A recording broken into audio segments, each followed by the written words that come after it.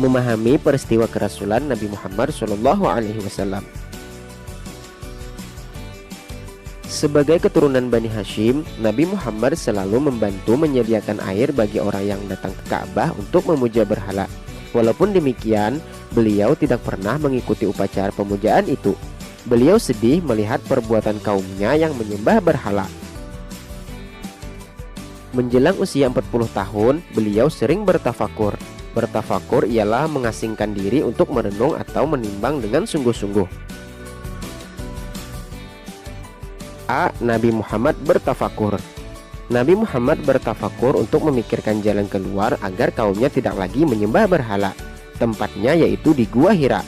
Gua Hira terletak 6 km di sebelah timur kota Mekah. Awalnya Nabi Muhammad bertafakur selama beberapa jam saja, akan tetapi lama-kelamaan ia menghabiskan waktu berhari-hari untuk bertafakur. Tujuan Nabi Muhammad bertafakur adalah agar ia bisa menjauhkan jiwa raganya dari urusan keduniawian. Dengan bertafakur, Nabi Muhammad juga terhindar dari pergaulan orang-orang yang berakhlak buruk. Sejak usia remaja, Nabi Muhammad tidak suka bergaul dengan orang-orang yang senang bermabuk-mabukan, foya-foya, dan berjudi. Dengan demikian, jiwa dan raga Nabi Muhammad benar-benar suci. Dalam masa bertafakur ini, keluarga Nabi Muhammad tidak pernah menghalangi. Bahkan, Siti Khadijah menyiapkan bekal apabila Nabi Muhammad akan pergi selama beberapa hari. Apabila anak-anaknya bertanya, Siti Khadijah tidak pernah membohonginya. Anak-anak juga tidak pernah rewel apabila ditinggal ayahnya bertafakur. Kadang-kadang salah seorang di antara mereka menyertai Nabi Muhammad ke Gua Hira. Mereka seakan tahu bahwa ayahnya sedang mempersiapkan diri untuk menerima tugas yang sangat berat. Nabi Muhammad baru kembali apabila ia rindu kepada anak-anaknya atau bekalnya telah habis. Dengan bertafakur, Nabi Muhammad membersihkan hatinya. Pikirannya menjadi bersih dan tidak tercampuri urusan duniawi. Sepanjang bulan Ramadan, Nabi Muhammad menghabiskan seluruh waktunya untuk beribadah. Kemudian turunnya wahyu yang pertama. Pada tanggal 17 Ramadan ada keanehan di dalam Gua Hira. Waktu itu bertepatan tanggal 6 Agustus 611 Masehi. Nabi Muhammad melihat cahaya terang benderang memenuhi gua itu. Kemudian muncullah malaikat Jibril dan tiba-tiba merangkul Nabi Muhammad. Lalu malaikat berkata, "Bacalah." Nabi Muhammad menjawab, "Aku tidak bisa membaca." Malaikat Jibril makin mempererat rangkulannya dan mengulangi perintahnya. Nabi Muhammad menjawab dengan jawaban yang sama. Kejadian tersebut berulang sampai 3 kali. Kemudian malaikat Jibril membaca surah Al-Alaq ayat 1-5. Nabi Muhammad pun menirukan bacaan itu. Hatinya bergetar. Nabi Muhammad pulang dengan badan yang menggigil kedinginan. Ia segera menemui Siti Khadijah dan berkata, selimutilah aku." Nabi Muhammad menggigil seperti orang yang terkena demam. Setelah merasa tenang, barulah Nabi Muhammad bercerita kepada Siti Khadijah mengenai kejadian yang baru saja dialaminya. Siti Khadijah pun membawa Nabi Muhammad untuk menemui saudaranya, yaitu Waraqah bin Naufal. Ia seorang pemeluk Nasrani yang taat dan mempelajari Injil dalam bahasa Ibrani. Siti Khadijah menceritakan kejadian yang baru saja dialami suaminya.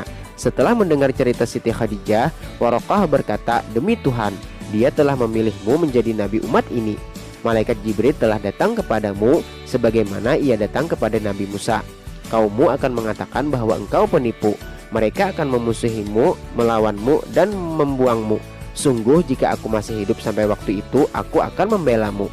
Meskipun khawatir, Nabi Muhammad menjadi tenang kembali setelah mendengar nasihat dari Waraqah bin Naufal. Siti Khadijah juga merasa gembira mendengar suaminya diangkat menjadi nabi. Nabi adalah orang yang dipilih Allah Subhanahu wa Ta'ala untuk menerima wahyunya. Dengan telah diterimanya wahyu Allah Subhanahu wa Ta'ala, berarti Nabi Muhammad telah diangkat menjadi nabi. Kemudian turunnya wahyu yang kedua. Sepulang dari rumah Waraqah bin Naufal, Nabi Muhammad SAW tidak lagi menerima wahyu sampai beberapa saat lamanya. Hal itu membuatnya khawatir. Jangan-jangan turunnya wahyu akan terputus. Di saat gelisah dan takut itu, terdengar suara malaikat Jibril. "Wahai Muhammad, engkau adalah benar-benar Rasulullah." Mendengar perkataan malaikat Jibril tersebut, hati Nabi Muhammad SAW menjadi tenang kembali. Suatu ketika beliau sedang berjalan, pada saat itu terdengar suara dari langit. Nabi Muhammad SAW mendekati suara itu hingga tiba-tiba ia terjerembab. Akibatnya Nabi Muhammad SAW merasakan tubuhnya sakit dan menggigil kedinginan. Nabi Muhammad SAW pulang ke rumah dan menyuruh Siti Khadijah untuk menyelimutinya. Dalam keadaan berselimut itulah malaikat Jibril datang menyampaikan wahyu yang kedua. Wahyu itu adalah surah Al-Muddatsir ayat 1-7.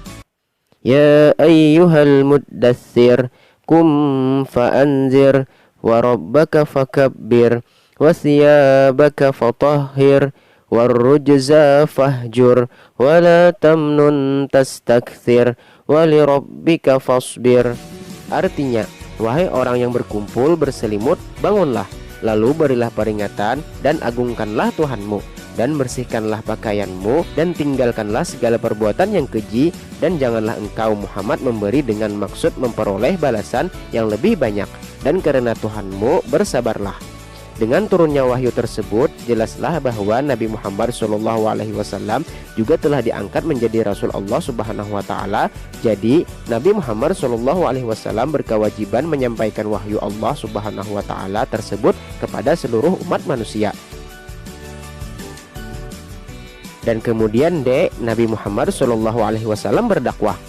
Setelah turunnya wahyu yang kedua tersebut, Nabi Muhammad SAW mulai berdakwah. Namun, dakwah tersebut dilakukan secara sembunyi-sembunyi dan terbatas pada keluarga dan sahabat-sahabatnya. Hal itu dilakukan Nabi Muhammad SAW agar masyarakat Mekah tidak kaget dan menolak. Mereka sudah terbiasa menyembah berhala. Apabila dakwah dilakukan secara terang-terangan, mereka tentu akan menolaknya. Orang yang pertama kali menerima dakwah Nabi Muhammad SAW adalah Siti Khadijah, istrinya sendiri. Ia adalah wanita yang pertama kali masuk Islam.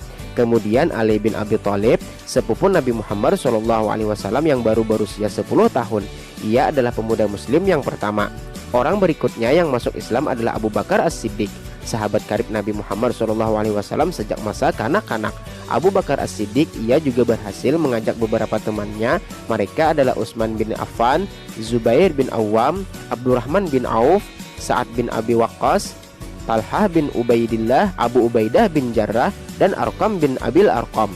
Menyusul Zaid bin Harisah. Ia adalah bekas budak yang diangkat menjadi anak oleh Nabi Muhammad SAW. Kemudian Ummu Aiman, pembantu keluarga Nabi Muhammad SAW sekaligus pengasuh Nabi SAW sejak kecil. Dengan dakwah secara diam-diam ini, belasan orang telah masuk Islam. Orang-orang itu disebut As-Sabiqul Awwalun, artinya orang-orang yang pertama kali memeluk agama Islam.